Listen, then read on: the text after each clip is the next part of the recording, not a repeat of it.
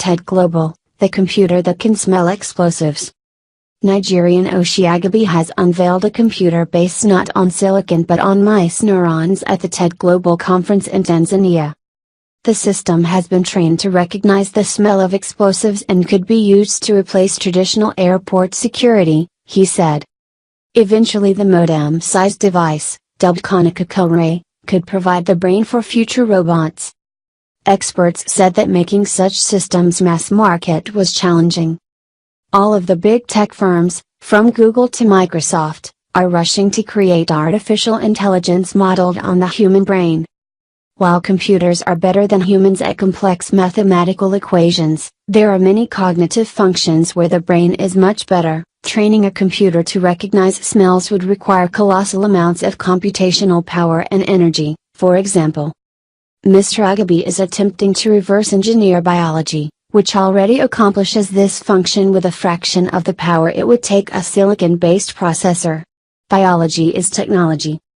Bio is tech, he says. Our deep learning networks are all copying the brain. He launched his startup Konica over a year ago, has raised $1 million, £800,000, in funding and claims it is already making profits of $10 million and deals with the security industry. Konica-Ray is an amalgam of living neurons and silicon, with olfactory capabilities, basically sensors that can detect and recognize smells. You can give the neurons instructions about what to do, in our case we tell it to provide a receptor that can detect explosives. He envisages a future where such devices can be discreetly used at various points in airports, eliminating the need for queues to get through airport security. As well as being used for bomb detection, the device could be used to detect illness by sensing markers of a disease in the air molecules that a patient gives off.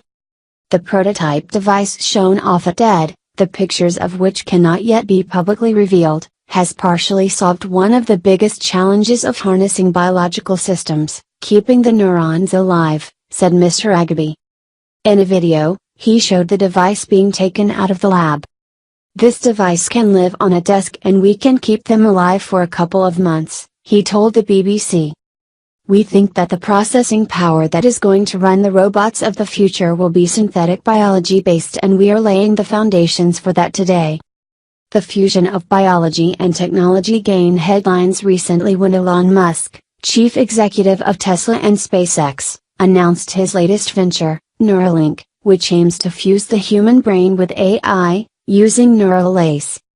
Advances in neuroscience, bioengineering and computer science means that much more is known about how the human brain works than ever before.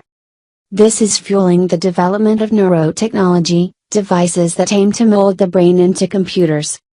Much of the current work is aimed at improving brain function, particularly for those with brain-related injuries or diseases. Professor John Donahue, who heads up the Wyss Center for Bio and Neuroengineering in Geneva, has been at the forefront of work attempting to allow people with paralysis to move limbs using their brain waves. He believes the field is at a tipping point where biological and digital systems will come together. The idea being pursued by Mr. Agabi is interesting, he said. Digital computers are fast and reliable but dumb, whereas neurons are slow but smart, he said. But they are not so good in a little dish and the big problem will be keeping them alive and happy. That is going to be a big challenge, he added. Will we have a dish of neurons computing on our desk? I don't know. But he added that scientists in Geneva were already able to keep neurons in a dish and communicate with them for a year. Adding that such systems were an exciting tool to study brain circuitry.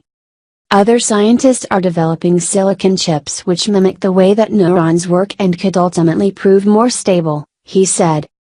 But Mr. Agabi is not convinced such systems will win out over his. The idea of mimicking silicon is very hard and we don't think it can be scaled, he told the BBC.